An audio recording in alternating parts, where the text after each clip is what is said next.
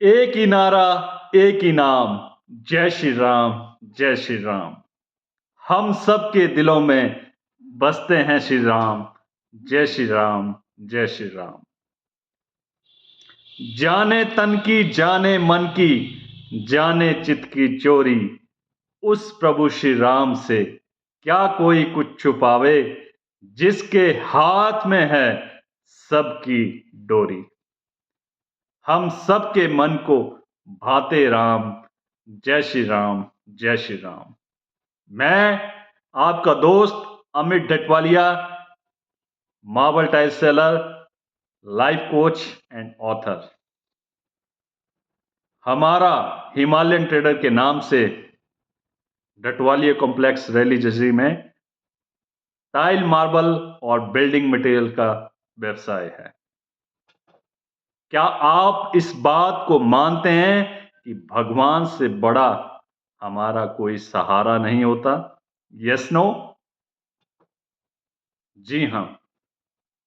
आज हम दशहरा का उत्सव सेलिब्रेट कर रहे हैं और इस दशहरे को हम विजयदशमी भी कहा करते हैं।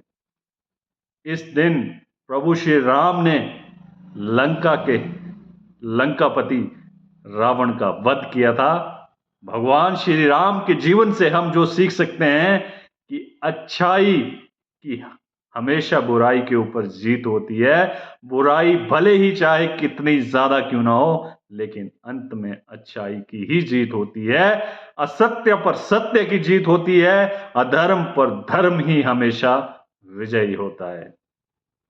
भगवान श्री राम ने अपने पिता की आज्ञा का पालन करते हुए 14 वर्ष वनवास को वो गए। वो चाहते वो भी राज सिंहासन राजाओं की तरह जिंदगी व्यतीत कर सकते थे, लेकिन उन्होंने अपने पिता की आज्ञा को सर पर रखा, सबसे ऊपर रखा।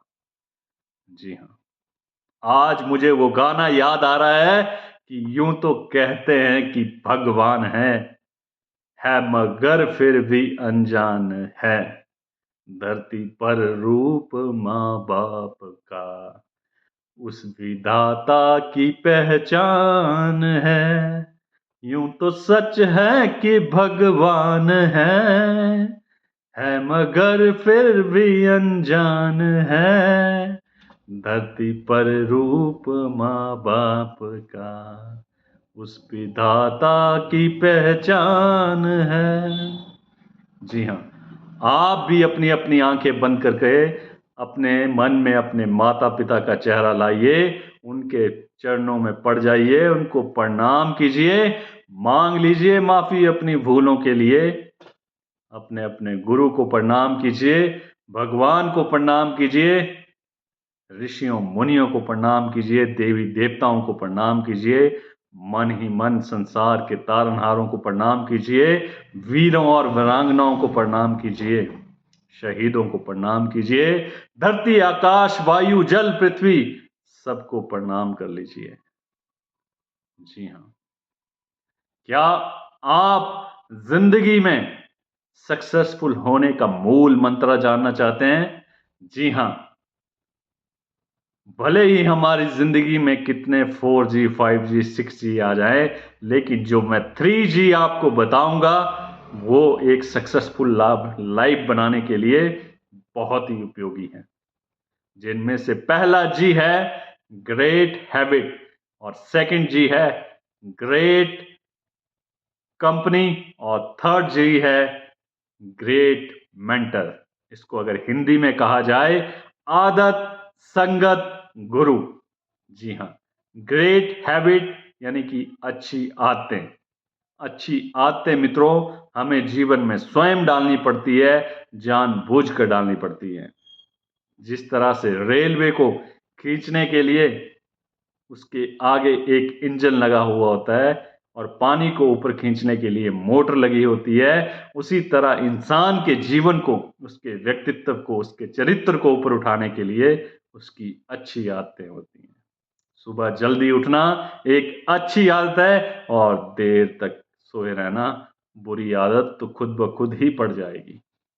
किताबें पढ़ना अच्छी आदत है, और नहीं पढ़ोगे तो बुरी आदतों में, टीवी, फ़ोन में आपका समय तो अपने आप ही चला जाएगा। अच्छी आदतों के साथ शुरू में उन्हें डालना मुश्किल होता है, लेकिन उनके साथ पूरा जीवन बिताना बहुत ही आनंददायक होता है। और बुरी आदतें शुरू में इंसान को बहुत अच्छी लगती हैं, लेकिन उससे इंसान का जीना दुष्कर हो जाता है। तो अच्छी आदतें विकसित कीजिए। और सेकंड जी है ग्रेट कंपनी, यानी कि अच्छी संगत। कहते हैं कि जैसी आपकी संगत होगी वैसी ही आपकी रंगत होगी। अगर आप आसमान में उड़ना चाहते हैं तो जमीन पर बैठने वालों के साथ रहना बंद कर दीजिए। अगर एक घोड़े को 10 गधों के बीच छोड़ दिया जाए तो वो 10 गधे मिलकर उस घोड़े को भी गधा बना देंगे। आप 5 लोगों का एवरेज होते हैं जिनके साथ आप उठते बैठते हैं, आपकी जिंदगी भी वैसी ही बन जाती है। अच्छी पुरुषों की संगत कीजिए, महापुरुषों की संगत कीजिए, सत्संग की संगत कीजिए। अगर उनकी जीवनियां पढ़िए, किताबें पढ़िए। अगर आपको अच्छी संगत नहीं मिलती है तब तक आप अकेले रहिए। जी हाँ, लेकिन अच्छी संगत में रहिए, आपको भी वैसी रंगत लग जाएगी। और थर्ड जी है मित्रों, ग्रेट मेंटर, अच्छा गुरु, अच्छा मार्गदर्शन। कहते हैं कि इस पृथ्वी पर कोई भी महान कार्य बिना प्रेरणा के संभव नहीं हुआ है, और हमें अच्छी प्रेरणा और ज्ञान एक अच्छे मेंटर से ही मिलता है। अगर हम किसी भी फील्ड में सक्सेसफुल होना चाहते हैं तो उस फील्ड का हमको अच्छा गुरु, अगर मार्गदर्शन मिल जाए, अच्छे गुरु का मार्गदर्शन मिल जाए तो हमें उस फील्ड में सफल होने से कोई नहीं रोक सकता। जी हाँ, कहते हैं कि गुरु बिन ज्ञान ना होवे। जी हाँ, आज तक ओलंपिक में कोई भी एथलीट बिना कोच के, बिना गुरु के मेडल नहीं ला पाया है। जी हाँ, हर एक को जीवन में अच्छे गुरु की आवश्यकता होती है, और गुरु मिल जाए तो आपके जीवन की पटरी, आपका जीवन पटरी पे आ जाता है। Thank you so much. आदत, संगत, गुरु, ये 3 G, great habit, great company and great mentor, आपको सक्सेसफुल लाइफ दिला सकता है। Thank you. क्या आप जीवन में सच्ची शांति को प्राप्त करना चाहते हैं? Yes no? जी हाँ, पंडित श्री राम शर्मा आचार्य जी कहते हैं कि जिस क्षण मनुष्य परमात्मा के साथ एकता को अनुभव करना शुरू कर देता है, उसी क्षण उसके हृदय में शांति का प्रभाव बहना शुरू हो जाता है। अपने विचारों को स्वस्थ, सुंदर और पवित्र और आध्यात्मिक विचारों से ओत-प्रोत रखना ही जीवन में शांति का सच्चा मार्ग है। जी हाँ, अपने मन मंदिर में ज्ञान का दीपक जलाना ही सच्चा शांति का मार्ग है। अपने हृदय में आप ये बात अंकित कर लीजिए कि मैं आत्मा हूं, मैं परमात्मा का अंश हूं, मैं ऋषियों का वंश हूं, मैं सर्वशक्तिमान हूं। और इसी विचारधारा में रहना ही सच्ची शांति का मार्ग है। सच्ची शांति को आप महसूस कर पाएंगे। आज संसार में बहुत ही करुणाजनक और आश्चर्यप्रद स्थिति है कि हमें हजारों व्यक्ति संसार में शांति की तलाश में दर दर भटकते हुए विदेशों तक की खाक छानते हुए मिल जाते हैं। लेकिन इसमें कदापि किंतु इतना भी संदेह नहीं है कि इन व्यक्तियों को शांति नहीं मिल सकती, चाहे ये वर्षों तक प्रयत्न करते रहें, क्योंकि ये शांति को वहां ढूंढ रहे हैं जहां की शांति का सर्वथा अभाव है।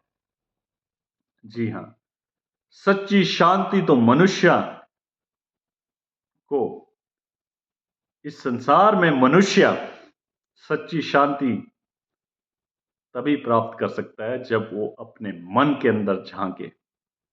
आज मनुष्य तृष्णा भरी निगाहों से बाहरी पदार्थों को देखता रहता है और सच्ची शांति की तलाश करता रहता है।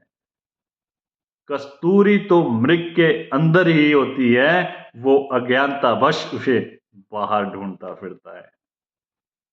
जिस दिन वो अपने मन में अंदर झांकना शुरू कर देगा, उसी दिन से, उसी क्षण से उसे सच्ची शांति का महसूस होना शुरू हो जाएगा। उसके अंदर ही, मनुष्य के अंदर ही सच्ची शांति है। आज जरूरत है हमें अपने मन को नियंत्रण करने की, अपने इंद्रियों को बस में करने की, उनका दास ना बनकर, उनका स्वामी बनकर इस संसार में शांतिपूर्वक जीवन जीने की। तो सच्ची शांति आपके अंदर ही है, बस जरूरत है उसे खोजने की। जी हाँ। हो भाव अगर कुछ करने का, हो भाव अगर कुछ करने का, तो अवसर स्वयं आते हैं। जो करते हैं खूब सेवा, वो मनुष्य सौभाग्यशाली कहलाते हैं। सेवा एक धर्म है, सेवा एक नेक कर्म है, सेवा हम सब का धर्म है। बड़े शान से कीजिए सेवा, बड़े निस्वार्थ भाव से कीजिए सेवा। सेवा झुकना सिखलाती है, सेवा मान दिलाती है। सेवा आलस को भगाती है, सेवा हमारे मन को बहलाती है। सेवा सबसे बड़ा कर्म है, सेवा परम धर्म है। आओ मिलकर करें सेवा। Thank you. जी हाँ। क्या आप जानते हो कि इस पृथ्वी पर सबसे बड़ा पुण्य का कार्य कौन सा है? जी हाँ, आत्म निर्माण ही इस पृथ्वी पर सबसे बड़ा पुण्य परमार्थ का कार्य है। यूं तो इस पृथ्वी के ऊपर बहुत सारे पुण्य परमार्थ के काम हैं। किसी की सेवा सहायता करना भी पुण्य का काम है, जिससे व्यक्ति को आत्मिक और आध्यात्मिक कीर्ति और सद्गति प्राप्त होती है। लेकिन इन सबसे बड़ी जो पुण्य परमार्थ का काम है, वह है अपने दुर्गुणों को जीतना, अपने कुविचारों को जीतना, अपनी तृष्णा, क्रोध, मोह, लोभ, इन सब विचारों को अपने बुद्धि के द्वारा आत्मज्ञान की अग्नि में जलाना। ये सबसे बड़ा धर्म का कार्य है। जो व्यक्ति अपने अंदर ज्ञान का दीपक जलाता है, यही ईश्वर की सच्ची पूजा और उपासना है। आज जरूरत है अपने सामाजिक, नैतिक, आध्यात्मिक स्तर को ऊपर ऊंचा उठाने की। जी हाँ, अगर इस धरती पर हरेक मनुष्य अपना आत्म निर्माण कर ले, तो ये धरती स्वर्ग बन जाए और फिर किसी को चाहत ना हो स्वर्ग जाने की, बल्कि देवताओं को आवश्यकता पड़े धरती पर आने की। जी हाँ, सेवा सहायता करना बहुत पुण्य का काम है, लेकिन उससे भी बड़ा जो आत्म निर्माण करना ही सबसे बड़ा पुण्य परमार्थ है। अपना आत्म निर्माण कीजिए। हम बदलेंगे, युग बदलेगा। हम सुधरेंगे, युग सुधरेगा। और अंत में मैं आपसे इतना ही कहना चाहता हूं कि जीवन मिलना सौभाग्य की बात है और मृत्यु समय की बात है। लेकिन मृत्यु के बाद भी जीवन मिलना सौभाग्य की बात है और मृत्यु समय की बात है, लेकिन मृत्यु के बाद भी लोगों के दिलों में याद रहना सब आपके कर्मों की बात है। Thank you.